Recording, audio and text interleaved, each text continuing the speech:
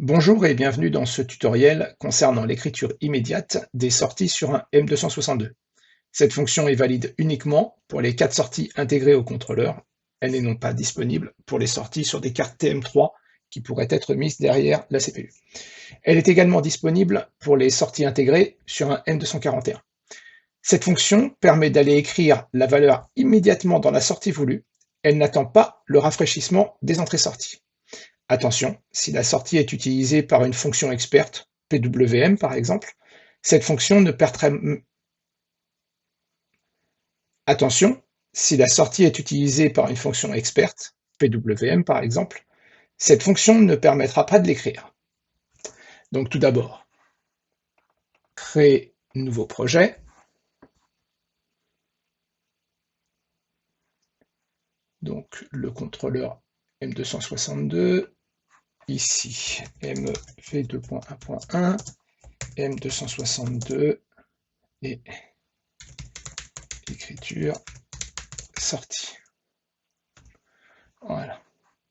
Je vais mettre qu'un S parce que je vais écrire que dans une seule sortie.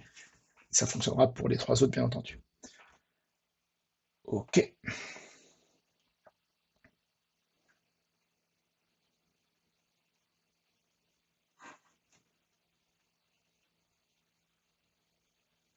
Donc, comme habituellement, je vais paramétrer un port Ethernet pour pouvoir me connecter au contrôleur.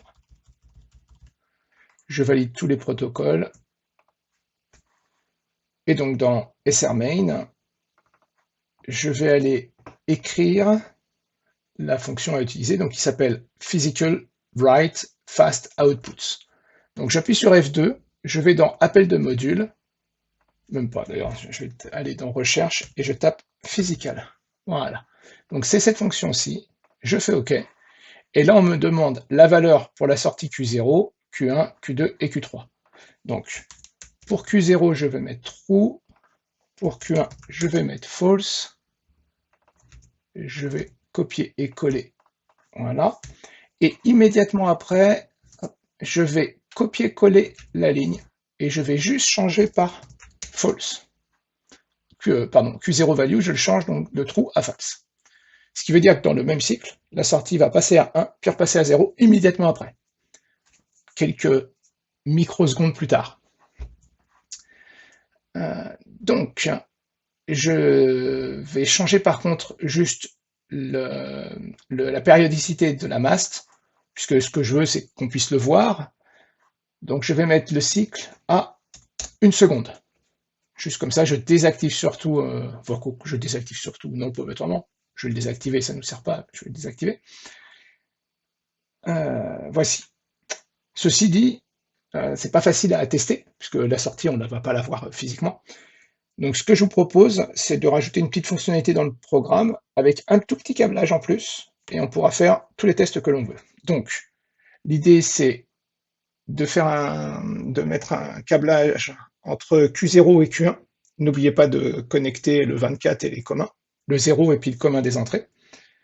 Ensuite, on va rajouter, alors, dans les tâches, on va rajouter une tâche qu'on va faire tourner à 10 millisecondes, par exemple. Voilà, on la laisse à 10 milli. On va rajouter un pou qu'on va appeler, par exemple, SR input. En ST, ce sera plus facile. Ajouter.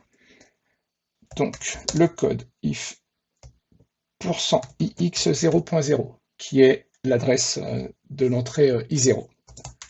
Zen, et là, juste un petit compteur. ICPT plus 1, point virgule. Donc ICPT, on va le créer immédiatement. Voilà, c'est fait.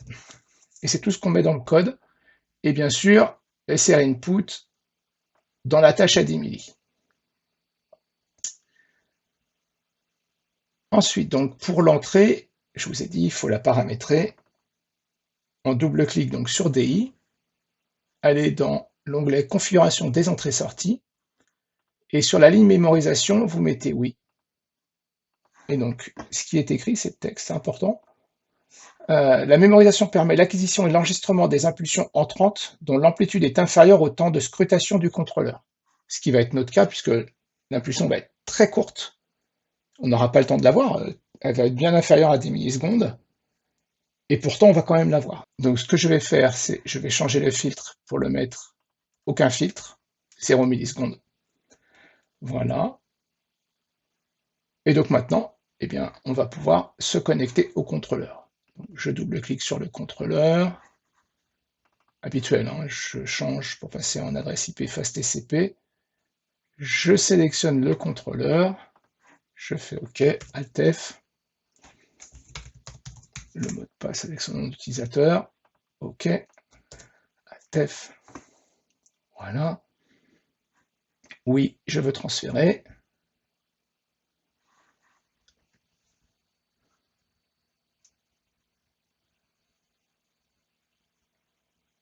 Je ne vais pas mettre en run tout de suite. Par contre, ce que je vais faire, c'est je vais faire en sorte d'afficher voilà, les deux codes pour qu'on voit ce qui se passe.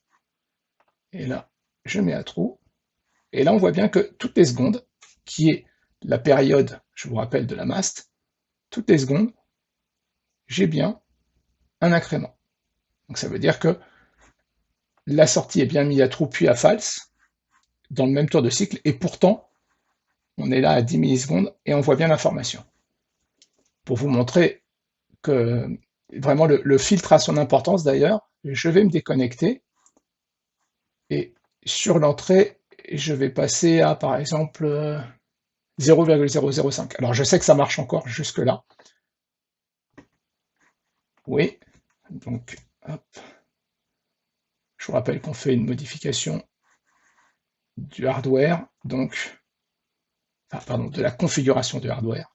C'est pas physique, c'est vraiment de la conf. Donc il faut retransférer le projet et on va repasser en stop. Voilà. Je me remets comme ça. Je valide. Et là, toutes les secondes, on voit bien également le compteur qui s'incrémente. Je vais déconnecter. Et là, sur DI, je vais mettre donc 0,01 millisecondes, donc 10 microsecondes. Je valide.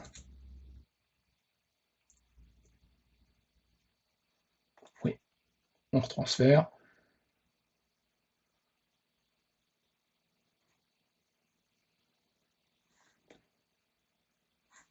Je remets ici. Je remets en run. Voilà. Et là, on se rend compte que le compteur ne s'incrémente plus, tout simplement parce que le temps qui se passe pour exécuter ces deux lignes est inférieur aux 10 microsecondes du filtre que l'on a ajouté. Il est supérieur aux 5 microsecondes, mais inférieur à 10 microsecondes. Conclusion, donc la fonction PhysicalWrite_FastOutputs est bien exécutée. Là, ça nous permet de voir qu'on ne voit pas qu'elle a été exécutée, mais en tout cas, on voit que le filtre est actif. Eh bien écoutez, ce tutoriel est maintenant terminé.